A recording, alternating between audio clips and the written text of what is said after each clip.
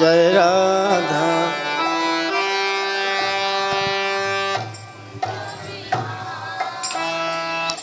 जय राधा माधव कुंज बिहारी।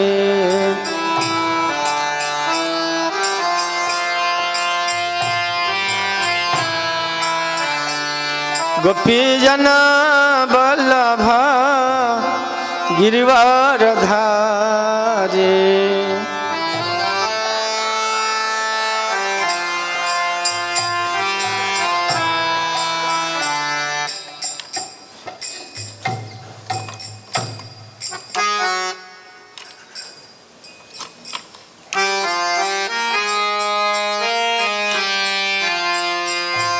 जय राधा माधव कुंज बिहारी।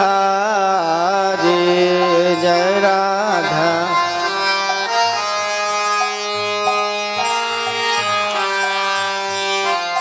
गोपी जना वल्लभ गिरिवारधारी।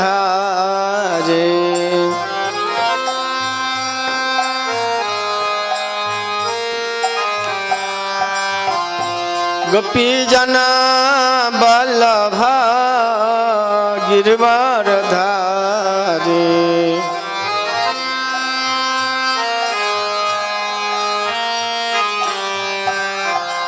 यशोदानंदन ब्रज जन रंजन।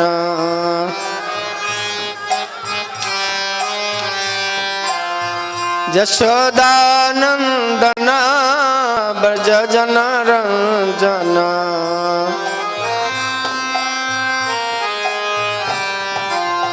जमुना तीरा बनचारी।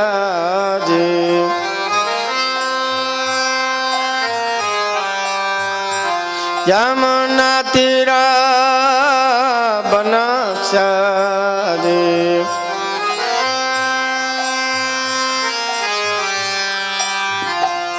जय राधा माधव कुंज बिहारी।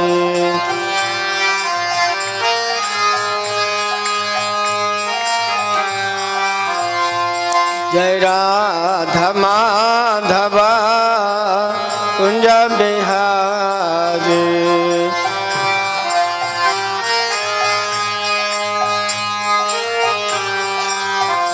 जय राधा श्याम सुंदर राधा श्याम सुंदर राधे।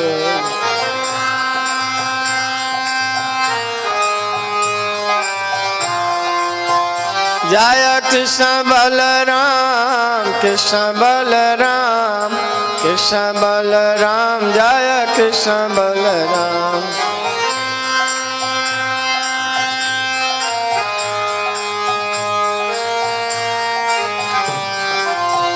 निता गौर हरि बोल हरि बोल हरि बोल हरि बोल।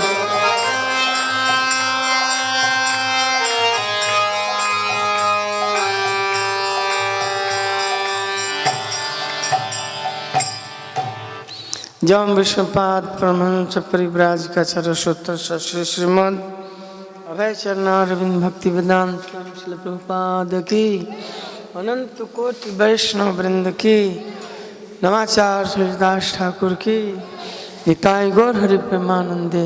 किताब दो पुस्तक दीजिए। ओम नमो भगवते वासुदेवाय। यही क्यों दे दीजिए। ओम नमो भगवते वासुदेवाय।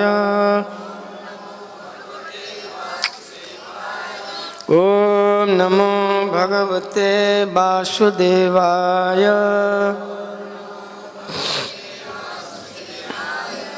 नारायणं नमस्कृत्य नरं चैव नरोत्तमं देवीं सरस्वतीं व्यासं ततो जयमुदीरये। नष्टप्रायेषु अभद्रेषु नित्यं भागवत सेवया भगवती उत्तम श्लोके भक्तिर्भवति नैष्ठिके। श्रीमद्भागवतम स्कंद 9 अध्याय 11 श्लोक संख्या 17। स्त्री प्रसंग एतादृक् सर्वत्र त्रासमावह अपीश्वराणां किमुत ग्रामस्य गृहचेतसा। स्त्री प्रसंग एतादृक् सर्वत्र त्रासमावह अपीश्वराणां किमुत ग्रामस्य गृहचेतसा। स्त्री प्रसंग एतादृक् सर्वत्र त्रासमावह अपीश्वराणां किमुत ग्रामस्य गृहचेतसा। शब्दार्थ: स्त्री प्रसंग पति तथा पत्नी के बीच अथवा पुरुष तथा स्त्री के बीच आकर्षण, एतादृक् इस प्रकार का, सर्वत्र सभी जगह, त्रासमावह भय का कारण, अपि भी, ईश्वराणाम नियंताओं का, किमुत क्या कहा जाए, ग्रामस्य इस भौतिक जगत के सामान्य मनुष्यों का, गृहचेतसः भौतिकतावादी गृहस्थ जीवन के प्रति आसक्त। तो बहुत सैद्धांतिक और व्यवहारिक बात इस श्लोक में कही गई है। इस अध्याय का शीर्षक है भगवान श्री रामचंद्र का विश्व पर शासन। भगवान रामचंद्र का जो शासन था सबसे सुंदर है। उनके राज्य में किसी को दैहिक दैविक भौतिक क्लेश नहीं था। क्लेश से लोग मुक्त थे। राम राज्य में कोई किसी की अकाल मृत्यु नहीं होती थी। किसी में ईर्ष्या द्वेष काम की भावना नहीं होती थी। यहाँ तक कि हिंसक पशुओं में भी ईर्ष्या द्वेष क्रोध की भावना नहीं होती थी। शेर और बाघ जैसे हिंसक प्राणी भी वो भी निर्मत्सर थे, निर्मत्सरता से मुक्त थे। बल्कि यहाँ तक कहा गया है कि एक घाट में शेर और हरिण पानी पीते थे। एक जगह पर ही हरिण और बाघ पानी पीते थे। दूसरे के प्रति ईर्ष्या और द्वेष की भावना नहीं थी। पशुओं में भी राम के राज्य की इसीलिए प्रशंसा की गई है कि राम राज्य में किसी के अंदर काम क्रोध लोभ मोह मद मत्सर नहीं था। दैहिक दैविक भौतिक तापा आ राम राज्य काहू नहीं व्यापा। राम राज्य में कहीं भी दैहिक दैविक भौतिक ये ताप नहीं थे। त्रयोताप उन्मूलनम कैसे भागवत में कहा गया है, श्रीमद् भागवते महामुनि कृते किम वा परेरीश्वर सद्यो हृदय वरुद्ध ते अत्कृत भी शुश्रूषु भी तत्क्षणात्। श्रीमद् भागवते महामुनि कृते किमुआ परे ऋश्वर सद्यो हृदय वरुद्ध ते अत्कृत भी शुश्रूषु भी तत्क्षणात्। और कैसे है? धर्म प्रोजित कै तो अत्र परमो निर्मत्सराणाम सताम। सब लोग निर्मत्सर से, मत्सरता नहीं था किसी में। तो राम राज्य के विषय में कहा गया कि पुरुषों में स्त्रियों में जो मैथुनी भाव नहीं था, पहले मैथुन भाव नहीं था। जैसे हर प्राणी में स्त्री पुरुष के प्रति, पुरुष स्त्री के प्रति, हर जोनियों में नर मादा एक दूसरे से आकर्षित होते हैं। विशेष करके कलियुग में ज़्यादा प्रभाव है, लेकिन भगवान राम के राज्य में ऐसा नहीं था। मैथुनी सृष्टि नहीं थी। तो हर जगह एतादृक् सर्वत्र त्रासमा वह, सर्वत्र है और सब में है, यहाँ तक कि मनुष्यों में नहीं कि मनुष्यतर प्राणियों में भी। अंडज पिंडज स्थावर जड़ जंगम, वृक्ष में भी, वृक्षों को लताएं आलिंगन करती हैं। जो नदियों का भी संगम होता है, नदियों में भी, ताल तलियों में भी, सब में आकर्षण होता है। कभी कभी वृक्षों को भी देखें ना, आलिंगन एक दूसरे को करते हैं। आप वृक्षों को लताएं आलिंगन करती हैं, तो वहाँ भी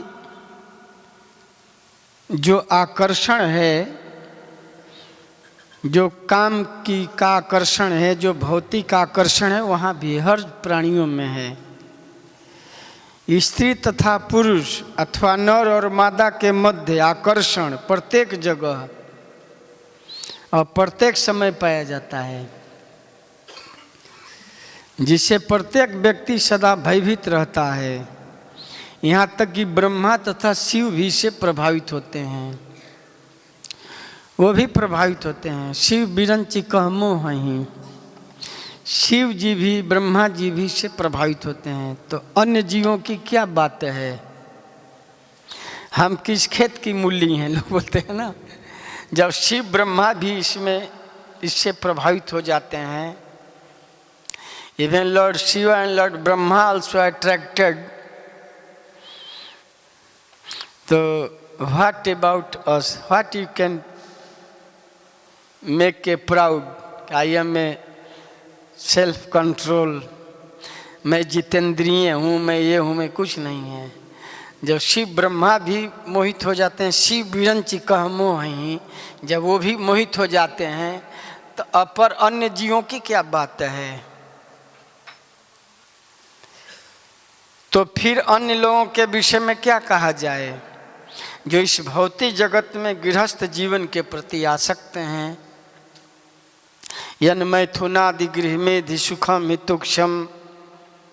प्रहलाद महाराज बोलते हैं कि संसारी लोगों के लिए सबसे बड़ा सुख क्या है? तो यन मैथुनादि गृह में सुखम हितुक्षम। गृह मेधि के लिए जो गृह आसक्त है, आत्मज आप्त गृह बीत जने सुशक्तई। आत्मज आप्त गृह बीत जन, जो इसमें आसक्त हैं। आत्मा ने अपने देह में, देह को भी आत्मा कहा गया है कहीं कहीं,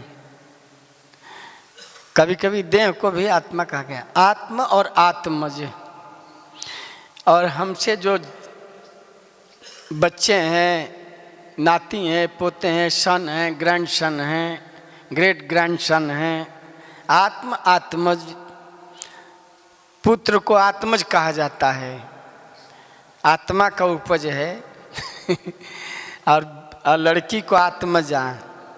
तो आत्मज आप्त गृह बीत, आप माने संबंधी, घर में, धन में, ए धन जौवन पुत्र परिजन। इसमें जो आसक्त हैं उनके लिए तो और भी ज़्यादा खतरा है, खतरे की पूरी संभावना है।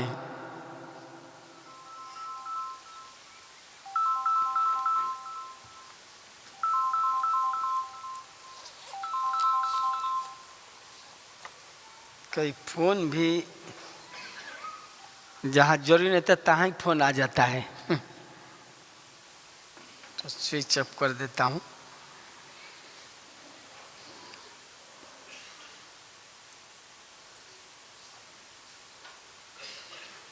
विश्वामित्र जैसे महाज्ञानी, महातपस्वी जो हजारों वर्ष तपस्या में रत थे,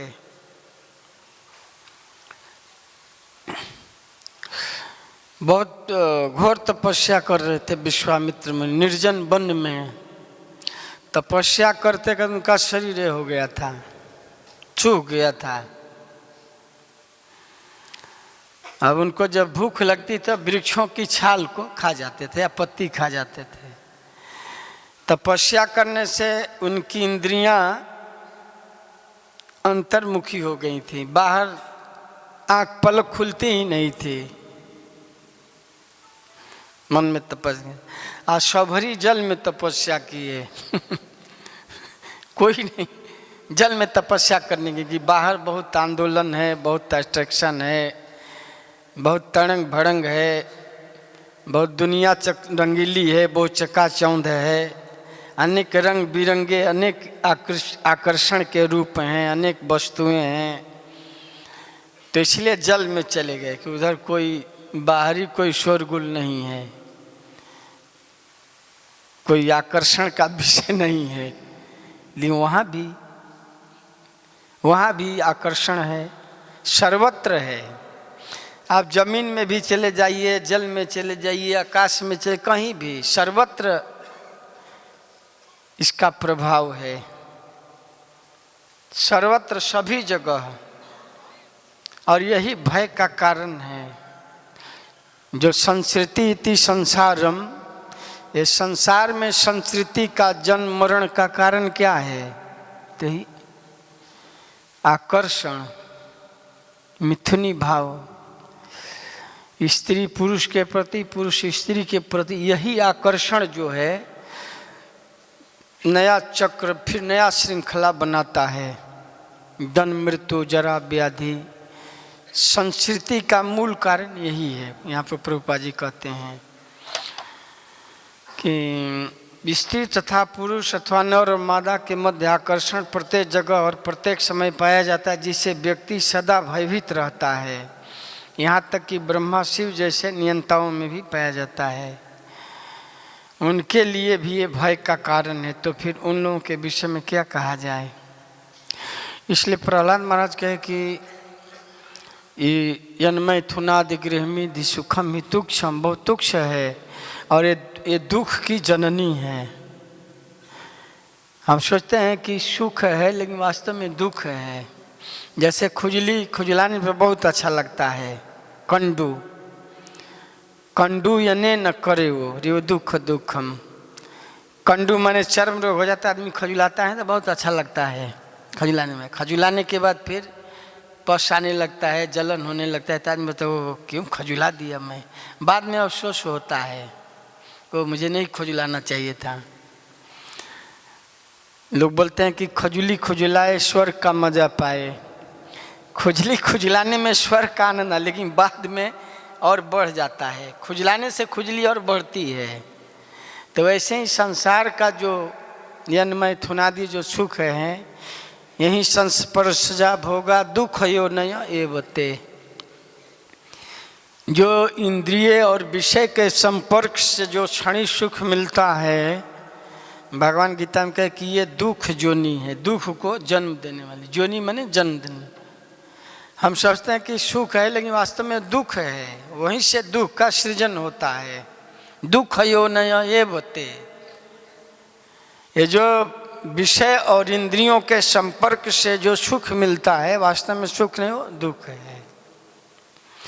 उसका विज्ञापन ऐसा है कि बहुत अच्छा है, लेकिन उसके अंदर बहुत खाई है। कैसे हाथी को जंगल में फंसाने वाला व्यक्ति बहुत बड़ा खाई खोद देता है, ऊपर बम्बू का पतला पतला स्टिक डाल देता है, उस पर बांस की या अन्य जंगल की हरी हरी घासों को, टहनियों को डाल देता है। हाथी उसको खाने के लिए आता है, उसी में गड्ढे में गिर जाता है। या और भी पूर्वज उदाहरण दिए कि जंगल में हाथी फंसाने वाले गड्ढा खोद देते हैं, उसके ऊपर एक करके एक फीमेल एलिफेंट का चित्र बना देते हैं, मादा हाथी का एक चित्र बना देते हैं, बहुत सुंदर मादा हाथी, फीमेल एलिफेंट। तो मेल एलिफेंट आता है, उसको आकर्षण आता है उस आलिंगन करने के लिए, तब तक गड्ढे में चला जाता है। उस तरह संसार का जो मैथुन सुख है वही संस्कृति का कारण है। उसके चपेट में आने पर हम बार बार जन्म मृत्यु के ज्वालामुखी में जलते रहते हैं।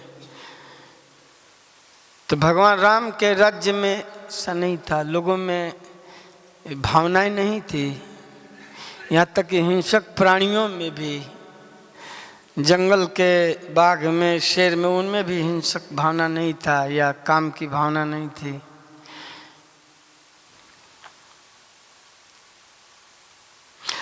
तो प्रभुपाद जी लिखते हैं कि जो आध्यात्मिक जगत में भी है, लेकिन वहाँ वो दिव्य आनंद है। जब भौतिक जगत में ये जो आकर्षण है वो आध्यात्मिक जगत में भी है, लेकिन आध्यात्मिक जगत का ये विकृत रूप है, उसका प्रतिबिंब है, वहाँ शुद्ध रूप में है। वहाँ का जो प्रेम है प्रेम है, और यहाँ जो प्रेम है वो काम है। आध्यात्मिक जगत के प्रेम का, दिव्य आनंद के अनुभवों का इस भौतिक जगत में विकृत प्रतिबिंब पड़ता है। वहाँ का जो आध्यात्मिक जो आनंद है या प्रेम है वही वास्तव में प्रेम है, या ये जो है विकृत रूप है, उसका बिगड़ा हुआ रूप है। कैसे कोई फल खाता है या कोई फल को सड़ा करके शराब पीता है, तो सब विकृत रूप हो गया। फल खाइए, सेब खाइए, अनार खाइए तो स्वास्थ्य के लिए बहुत अच्छा है, लेकिन उसी को सड़ा करके जब शराब बनाकर कोई पीता है तो उसका विकृत रूप हो गया, उसका अलग होता है, मानसिक चेतना पर उसका अलग प्रभाव होता है। सड़ा कर बनता है इसलिए शराब, सड़ा आब, शराब का मतलब सड़ा हुआ आब माने पानी, इसलिए शराब है। तो सड़ा हुआ पीता है आदमी तो लीवर सड़ जाता है, लीवर फेल हो जाता है, किडनी फेल हो जाता है। एक गांव में हम लोग गए थे, कथा था, तो एक आदमी मर गया था, तो कुछ लोग रो रहे थे, बहुत लोग जमा थे। तो मैं पूछा, एक स्त्री जा रही थी, तो मैं कहा कि क्या बात है, क्या हो गया है? तो स्त्री ने कहा कि एक आदमी बहुत शराब पीता था और उसका आंत सड़ गया, मर गया। स्त्री ने कहा कि वो बड़ा शराब पियत रहे, आंतड़िए सड़ गई। भोजपुरी में कहा, हम कहली का बात बा, बड़ा आदमी रोवता ना, जामा बना, काहे आदमी रोवता ना, का बात बा, का हो गई बा? अरे ये आदमिया बड़ी शराब पियत रहे, इतना शराब पियलस कि ओकर आंतड़ी लीवर सड़ गई, मर गई। तो हम कहलिए एकरा से तब शिक्षा लेवे के चाहिए, जे पियलन के, जो लोग पी रहे हैं उनको इससे सीखना चाहिए कि नहीं पीना चाहिए, लेकिन फिर भी लोग पी रहे हैं। पीने वाले पीते हैं और पीकर मरते भी हैं, और अन्य पीने वाले देखते भी हैं कि हाँ ये शराब पीकर ऐसा हो गया, तो भी वो नहीं सुधरते हैं। जानिए सुनिए विश्व खाइनो। इस संसार में हम लोग देखते हैं कि ये काम का ये बुरा फल है, बुरा काम का बुरा नतीजा, फिर भी भुक्त भोगी होकर फिर भी करते हैं। बुरा काम का बुरा नतीजा, आ ना मानो तो कर देखो, आ जिसने जिसने किया है यारों उसका उसका घर देखो। कि नहीं, बुरा काम का बुरा ही नतीजा होगा। लेकिन फिर भी लोग पीते ही हैं। देखते हैं कि इतने पीकर लोग मर रहे हैं, इतने लोग भिखारी हो गए, इतने लोगों को सेहत खराब हो गया, फिर भी लोग पीते हैं। तो संसार में स्त्री पु प्रसंग एतादृक सर्वत्र त्रासमावह, यही हर जगह भय का कारण है। स्त्री पु प्रसंग अपीश्वराणाम किमुत, जो बड़े बड़े नियंता हैं शिव ब्रह्मा आदि जैसे, उनको भी प्रभावित करता है। वो भी इसके प्रभाव में आ जाते हैं। तो सामान्य जीवों की क्या बात है। शौभरी जैसे, विश्वामित्र मुनि जैसे लोग भी जब प्रभावित हो जाते हैं तो इसका मतलब कि बहुत भयावह त्रास मावह, बहुत भय है इससे भय, इस भय से कैसे कोई बच सकता है, कैसे इससे उबर सकता है। तो आगे के श्लोक में और दिया है, तत्वूर्धम ब्रह्मचर्यम धार्यं जुहोत प्रभु त्रयोदशाब्द सहस्रम अग्निहोत्रम अखंडितम। माता सीता द्वारा पृथ्वी में प्रवेश करने के पश्चात भगवान श्री रामचंद्र ने पूर्ण ब्रह्मचर्य का पालन किया और 13,000 वर्षों तक वे अनवरत अग्निहोत्र यज्ञ करते रहे।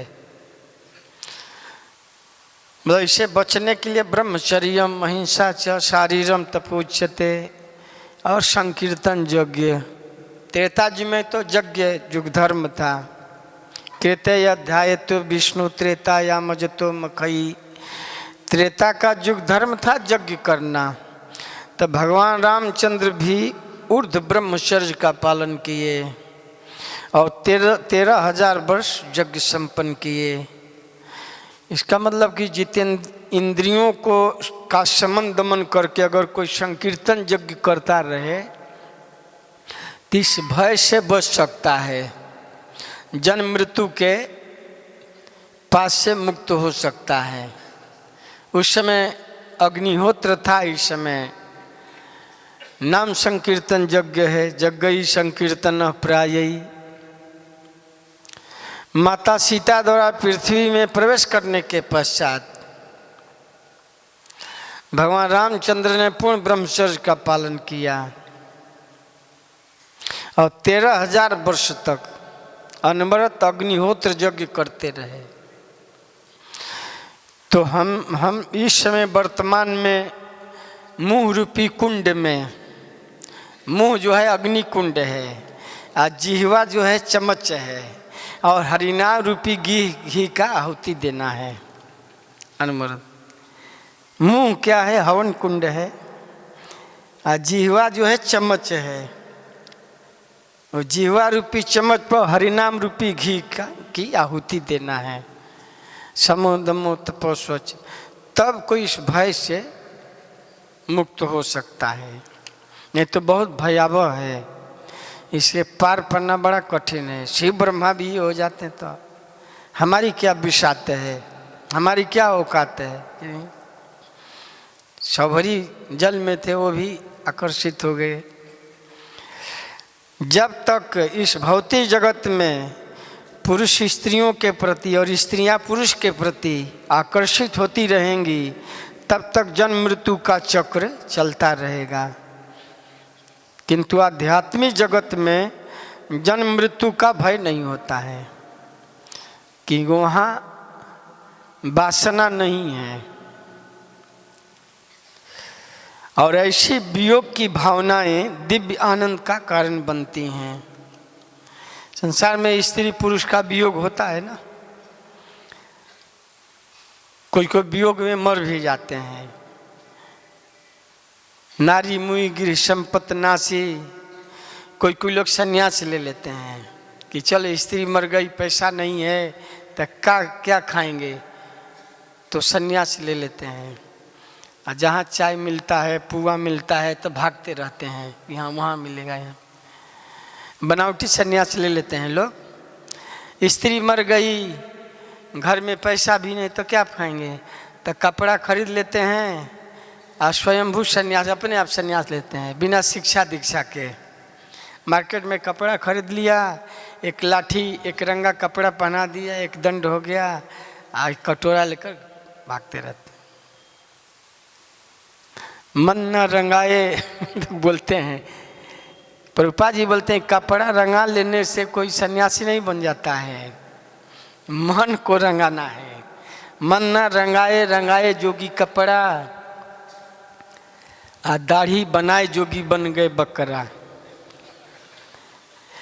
तो जब तक कोई गुरु के शिक्षण में या संस्था के प्रशिक्षण में जब तक कोई कठोर प्रशिक्षण नहीं लेता है, ज्ञान विज्ञान में प्रशिक्षित नहीं होता है, तब तक वो कपड़े का या बाहरी परिधान का कोई महत्व नहीं है।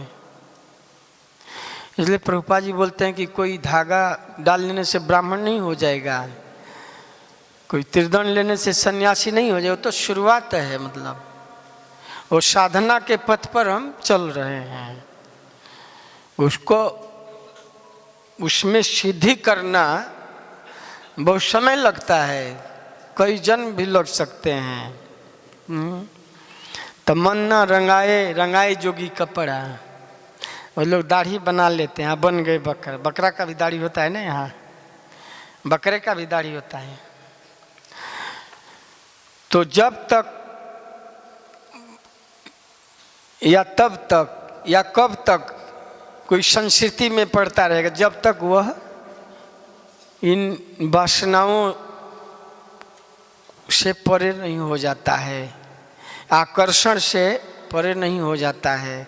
जब तक आकर्षण है तब तक वो जन्म मृत्यु के धुएं में पड़ा रहता है। लेकिन आध्यात्मिक जगत में जो परिस्थिति है वो दिव्य आनंद है। वहाँ वियोग की भावनाएं भी दिव्य, जैसे राधा कृष्ण का वियोग है, राधा और कृष्ण का जो वियोग है वो दिव्य है। राधा रानी कृष्ण के विरह में उनका शरीर हो जाता है। चैतन्य महाप्रभु कैसे कृष्ण उनकी भुजाएं हो जाती हैं, आँख से अश्रु आने लगता है। श्री राधा रानी कृष्ण के विरह में उनका शरीर झामर पड़ जाता है। उनके लिए चांदनी रात भी बाणों जैसी लगती हैं। चानन भेल विषम शरीरे भूषण भेल भारी, सपने हरि नहीं आयल रे गोकुल गिरधारी। एक सर ठाड़ कदम तर रे पथहरथ मुरारी, हरिबिन हृदय दगद भेल रे झामर भेल। ऐसा संसार में ऐसा नहीं देखा जाएगा। राधा रानी कृष्ण के विरह में उनका शरीर एकदम में हो गया, कृष्ण हो गया। और एक रात भर खड़ी कृष्ण के पथ का निरीक्षण करती हैं। कोई यहाँ संसार में कोई 1 घंटा देगा, चलो चलते हैं, अब नहीं आएगा लगता है, या खा पी कर सो जाओ, अब नहीं आएगा। पत्नी पति या भी गए तो बोला कि खा लो, कब तक तुम्हारी प्रतीक्षा करूँगी। बल्कि माँ भी कहते कि पति के आने में लेट होगा तो खा पी कर सो जाना है। पति कहते हैं बहुत गर्मी है, थोड़ा फैन, बोलता है सीलिंग फैन है ना, महाराज बोलते हैं, राधा कृष्ण महाराज बोलते हैं कि पति का कि थोड़ा फैन चलाइए। पहले लोग फैन, हाथ हैंड फैन होता था, पति को खिलाते थे। तब स्त्री कहते कि सीलिंग फैन है तो हैंड फैन की क्या जरूरत है। लेकिन कृष्ण के सेवा में राधा रानी का हृदय दग्ध हो जाते हैं। हरिबिन हृदय दगद भेल रे झामर भेल सारी, सपने हरि नहीं आयल रे गोकुल गिरधारी। एक सर ठाड़ कदम तर रे, कदम के वृक्ष के नीचे राधा रानी देख रहे हैं कि पथहरथ मुरारी, मुरारी के पथ का निरीक्षण करेंगे, अब कृष्ण आएंगे और उनके दर्शन के बिना मर्माहत हो जाएंगे। एक निमिष भी जुग के समान प्रतीत हो रहा है। जुगाइतम निमिषेन चक्षुषा प्राविशाइतम शून्याइतम जगत सर्वम। कृष्ण के मिलने में जो दिव्य आनंद है, उसके बदले में सारा जगत या सारा संसार का वैभव और सुख तुक्ष प्रतीत, शून्यवत प्रतीत होता है, वो दिव्य है। राधा कृष्ण या भगवत धाम में जो आध्यात्मिक जो संयोग और वियोग की जो लीलाएं हैं वो दिव्य हैं। यहाँ संसारिक से उसकी कोई तुलना नहीं है। धन्यवाद। कोई 5 मिनट समय है ना, 7 मिनट। कोई जिज्ञासा या कोई कुछ सुधार, कोई गलती हो तो उसमें सुधार के लिए कुछ बोल सकते हैं, या कुछ किस विशेष कोई टिप्पणी कोई कर सकता है। बहुत धन्यवाद है धर्मात्मा प्रभु को। नाम भी है और आपका काम भी बहुत अच्छा है, धर्मात्मा, बहुत अच्छा नाम है धर्मात्मा। तो धर्मात्मा प्रभु को हम धन्यवाद देते हैं। मेरे जैसे भी अयोग्य व्यक्ति को भी अवसर दिए के लिए धन्यवाद है। धन्यवाद है। और खाने में दाल भात है और यही बात है। दिन के बाद रात है। अनाथों के नाथ श्रीनाथ हैं और जगत के नाथ श्री जगन्नाथ हैं। ऐसे ही है ना। आप सभी को धन्यवाद है। बोलिए माता जी। हरे कृष्ण महाराज जी, बहुत सुंदर लेक्चर। महाराज जी आपने बहुत सुंदर मार्गदर्शन किया। जैसे कि ये भौतिक जगत के बारे में जो भी आकर्षण है उसके बारे में आपने बताया। महाराज जी जैसे ये आध्यात्मिक जगत है, तो आध्यात्मिक जगत में तो दिव्य आनंद है, इसलिए वहाँ पे नहीं क्या भजन कीर्तन भगवान की भक्ति करना तो ये सरल है। लेकिन उसके विपरीत ना महाराज जी ये भौतिक जगत है, तो भौतिक जगत में भक्ति करना बहुत ही कठिन है। महाराज जी जैसे आपने अभी बताया कि जैसे भगवान शिव जी और ब्रह्मा जी भी आकर्षण से भयभीत हो जाते हैं, तो ये तो भौतिक जगत है, ऊपर से कलयुग है, आध्यात्मिक जगत का विपरीत रूप है ये भौतिक जगत। महाराज जी मुझे आप मार्गदर्शन करेंगे।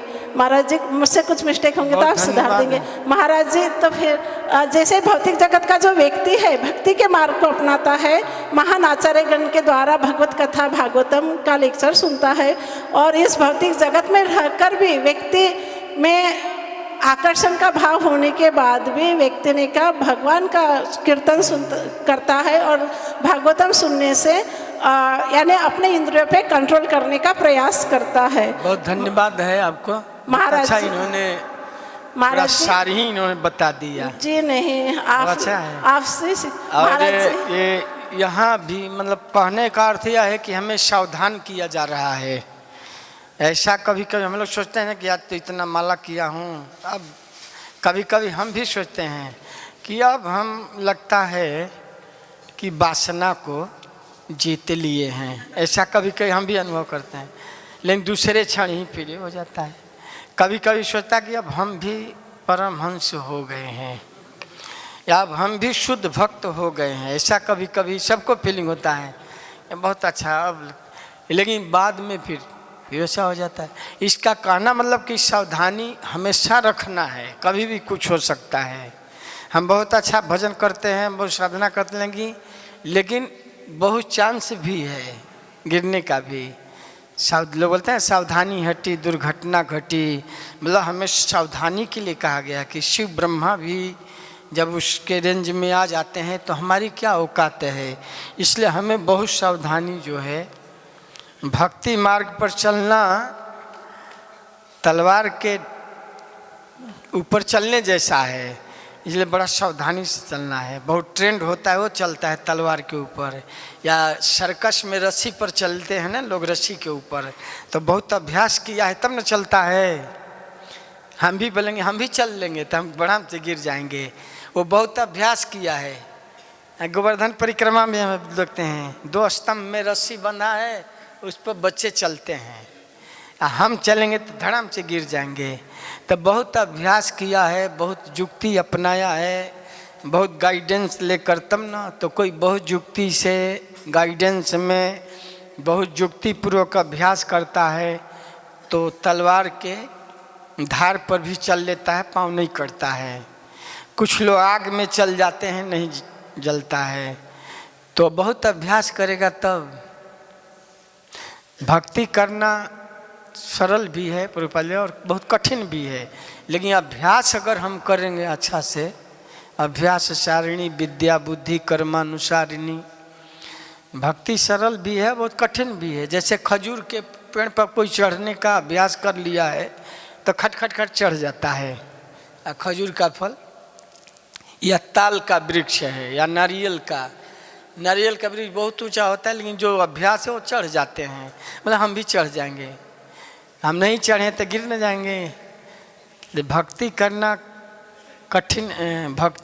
कठिन है। जैसे पेड़ खजूर आ चढ़े तो फल रसना चखे, गिरे तो चकनाचूर।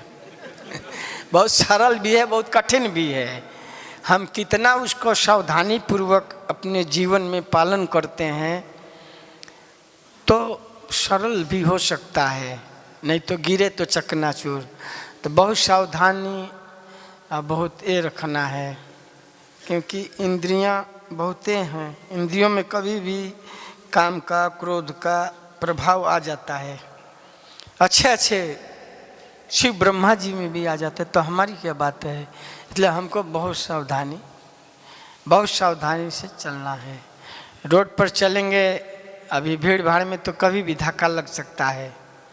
अब वृंदावन में इतना ट्रैफिक है, इतना मोटर है, बाइक है, अब असावधानी से धक्का लग सकता है। बहुत सावधानी से चलना है, देख करके आगे पीछे बाएं से चलना है। थोड़ी भूल होगी तो धक्का लग सकता है, पाँव टूट सकता है। अब लोग देखते हैं ना, वैसे भक्ति मार्ग में भी बहुत सावधानी से चलना है। तो हम लोग तो बहुत तुच्छ प्राणी हैं। जब बड़े बड़े महात्मा जब ये हो जाते हैं, सौभरी विश्वामित्र मुनि, बड़े बड़े लोग जब ये हो जाते तो हमारी क्या विषाते है। इसलिए बहुत ज़्यादा ज़रूरी है गाइडेंस की, या अपने से वरिष्ठ भक्तों के अधीनस्थ रह करके कि हमें आप वाच करिए, हमको आप गाइड करिए, हम कुछ गलती करते हैं तो हमको देखिए, ठीक है। कोई वरिष्ठ भक्तों के अधीन रहता है, उनके अंडर में तो हमेशा ठोकते ठकाते रहता है, कुम्हार की तरह पीटते रहता है कोई गलती होता। गुरु कुम्हार शिष्य कुंभ है, घड़ी घड़ी काढ़े खोट। गुरु कुम्हार की तरह है और घड़ा शिष्य की तरह है। कुम्हार घड़े को कैसे हमें पीट पीट करके उसके अंदर जो भी कंकड़ है पत्थर है निकाल देता है, उसको सुंदर बना देता है, फिर आग में उसको तपा देता है। जब तप जाता है तब पानी को धारण करता है। उसी तरह कोई गुरु, कुम्हार रूपी गुरु के निर्देशन में कोई तप जाता है, उसके अनुशासन में रहता है। गुरु भी कुम्हार की तरह उसको पीटते रहते हैं। पीटना मतलब ये नहीं कि मारना, उसको अनुशासन में उसके अंदर उसके कमियों को सुधारना। गुरु कुम्हार शिष्य कुंभ है, गढ़ी गढ़ी काढ़े खोट, अंतर हाथ सहार दे बाहर मारे चोट। कुम्हार घड़ा मिट्टी का बनाता है तो उसको थोड़ा सुखाकर फिर पीटता है, एक अंदर एक हाथ रखकर सहारा देता है, ऐसे पीटता है, पीट पीट करके उसको बहुत सुडौल बना देता है, सुंदर। फिर सुखाता है, फिर सूख जाता है तो फिर आग में तपा देता है। तो कोई गुरु के निर्देशन में, गुरु के मार्गदर्शन में, गुरु के अनुशासन में, उनके ताड़न में जब अच्छा से तप जाता है तब ज्ञान भक्ति को, वैराग्य को धारण करता है। और जब तक पका नहीं है, कच्चा है तो निकल न जाएगा। मिट्टी का घड़ा अगर पका नहीं है तो पानी डालेंगे तो तोड़ करके पानी निकल जाता है। तो ऐसे अपने को तपाना है खूब। जब तप जाएंगे तो पक्का हो जाएंगे तो ज्ञान भक्ति वैराग्य को धारण करेंगे। तो आता है बह जाता है, आता है निकल जाता है, उसको हृदयंगम करना। धन्यवाद, टाइम हो गया।